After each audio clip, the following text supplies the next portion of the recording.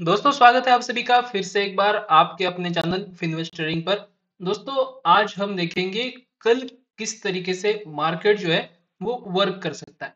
कल के दिन के लिए कुछ इंपॉर्टेंट लेवल्स रह सकते हैं। आज के दिन दोस्तों पूरे दिन मार्केट जो है एक अच्छे खासे अप ट्रेंड में चलता रहा। लगभग लगभग 1% के आसपास की तेजी जो है आपको निफ्टी में ही देखने को मिली।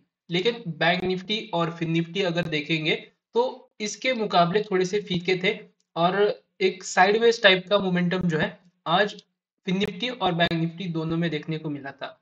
लेकिन हालांकि अगर आप देखोगे तो कल के दिन जब इसमें साइडवेज टाइप का एक मूवमेंट चल रहा था निफ्टी 50 में और सेंसेक्स में, उस वक्त बैंक हो चाहे आपका बैंक निफ्टी हो चाहे फिन निफ्टी हो, ये जो इंडेक्स थे वो बहुत तेजी से ब्लास्ट कर रहे थे। दैट्स वाई आज का दिन मेरे ख्याल से पूरी तरीके से जो मेजर इंडेक्स थे सेंसेक्स निफ्टी इनका ही था आज। ठीक है, सो देखते हैं कल के लिए क्या चीजें वर्क कर सकती है। दोस्तों अगर आप देखोगे तो कुछ चीजें आपको सामने कुछ दिख रही होगी। ठीक है, जैसे कि मुझे एक चीज दिख रही है, ये जो हाइस थे इसके ऊपर कहीं ना कहीं या फिर उसी के आसपास हम आकर कहीं ना कहीं पे क्लोजिंग दे दिए। ठीक है, हालांकि इसके ऊपर अच्छी क्लोजिंग तो नहीं कह सकते, लेकिन हाँ क्लोजिंग देखने को मिल गई है इसके ऊपर। सो मेरे ख्याल से अभी थोड़े दिनों तक जब तक कोई बहुत बढ़िया सा कंफर्मेशन नहीं दिखता है तब तक एक आंख बंद करके डाउन साइड के लिए जाने का कोई मतलब नहीं। समझ गए? जो हम पहले कह रहे थे कि कहीं ना कहीं ये जो बाउंसेस है हो सकता है यहाँ से मार्केट अगेन जो है डाउन साइड के लिए चला जाए।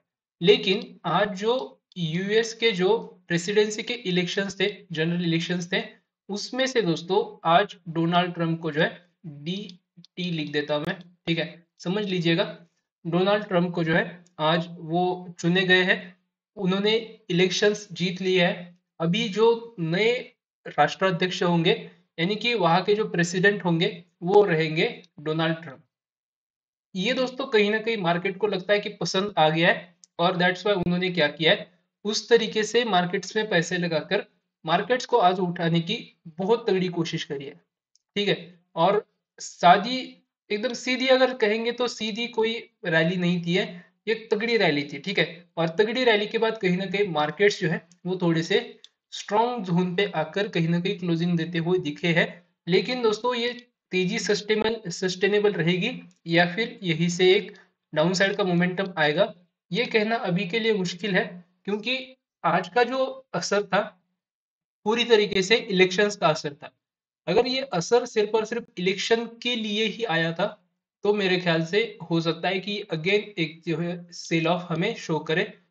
लेकिन अगर ये असर बहुत दिनों के लिए आ रहा है यानी कि एक मिड टर्म के लिए आ रहा है, मिड टर्म के लिए जो पैसे आ रहे हैं वो अगर होगा तो मेरे ख्याल से अभी मार्केट अगेन जो है 25,200 तक भी मार्केट एक बार जा सकता है। हालांकि इसके लिए एक ही कंडीशन है, वो ये है कि 24,520, ठीक है, 24,520 के ऊपर एक बार मार्केट को यानी कि निफ्टी को क्लोजिंग शो करनी चाहिए 1 आवर के टाइम फ्रेम पे। 1 आवर के टाइम फ्रेम पे अगर आप देखोगे तो ये कैंडल ट्राई कर रही थी ऊपर क्लोजिंग देने का, लेकिन क्लोजिंग नहीं हो पाई।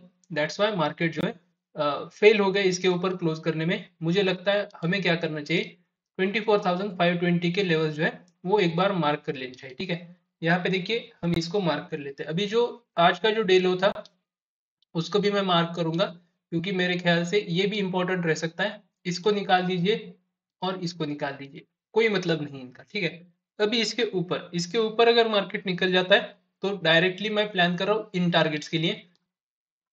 ठीक है, 25,200 के आसपास के, इसके बीच में कहीं ना कहीं पे मार्केट इस जगह के आसपास सिर्फ और सिर्फ रुक सकता है।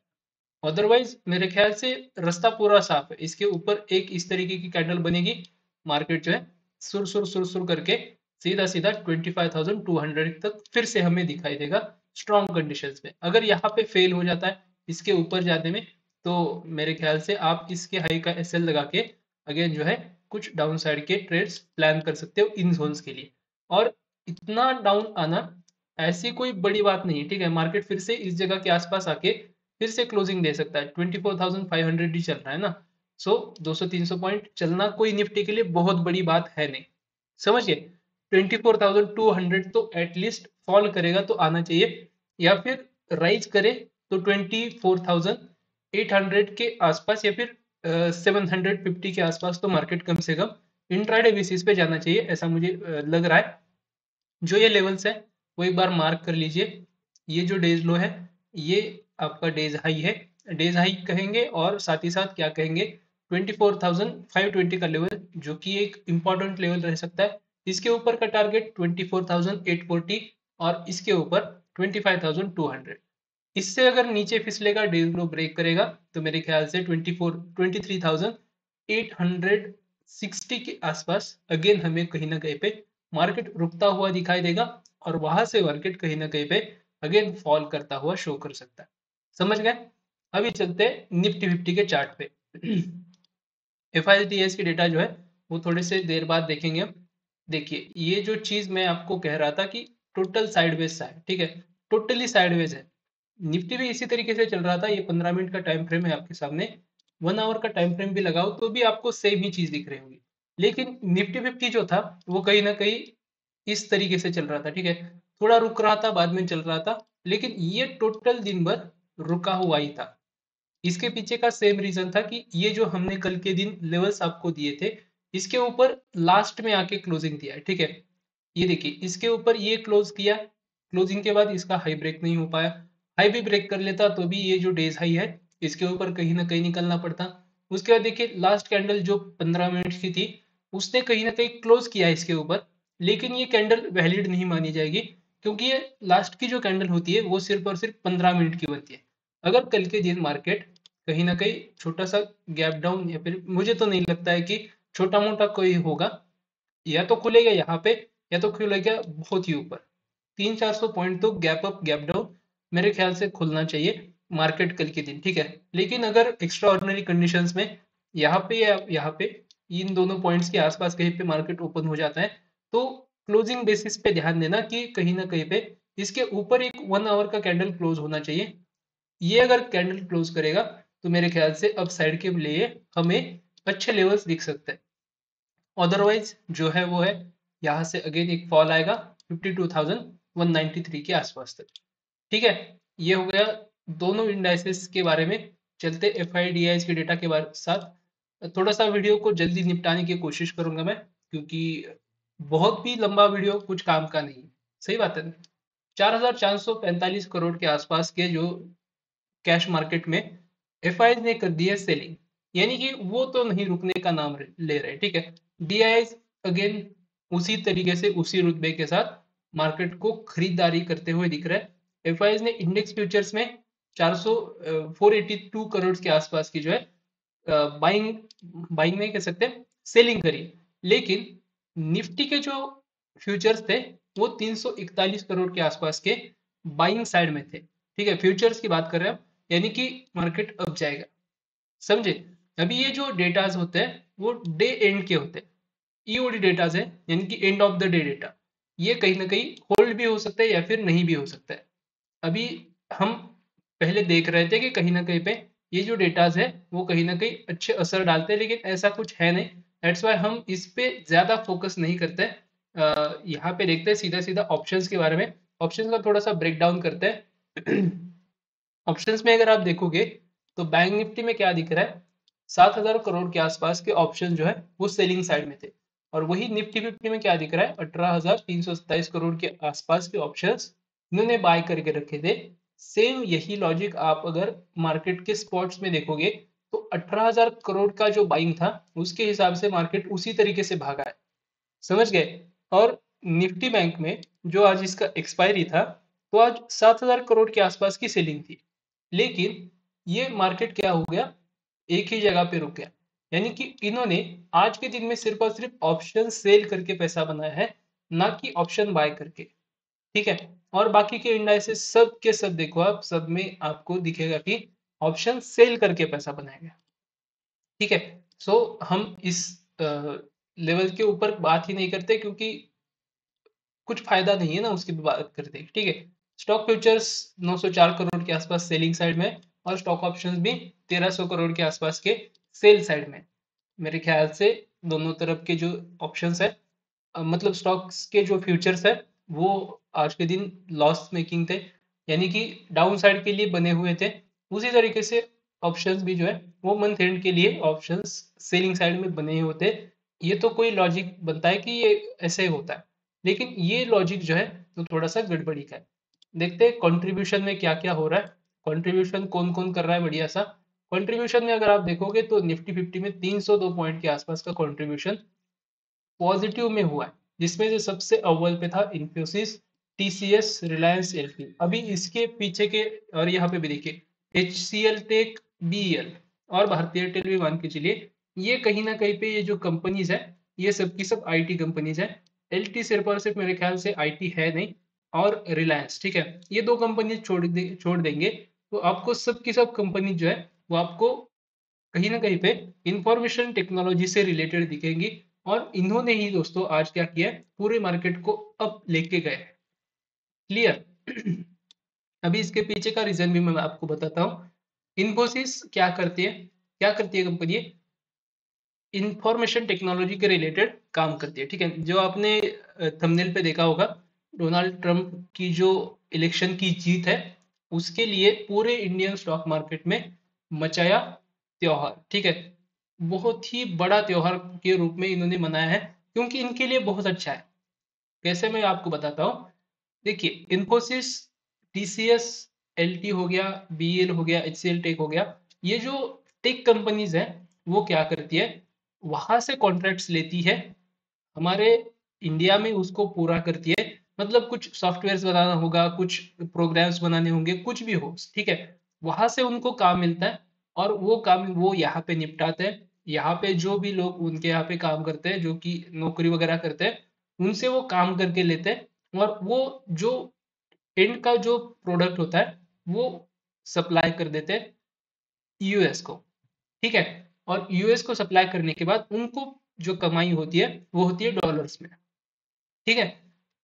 अभी जब इनको लग रहा है कि डोनाल्ड ट्रंप के जीतने से अगर इनके पास कहीं ना कहीं और काम आ सकता है, दैट्स वाई इन कंपनीज के ऊपर कहीं ना कहीं पे प्रॉफिट्स मार्जिन बढ़ने की गुंजाइश रहेगी।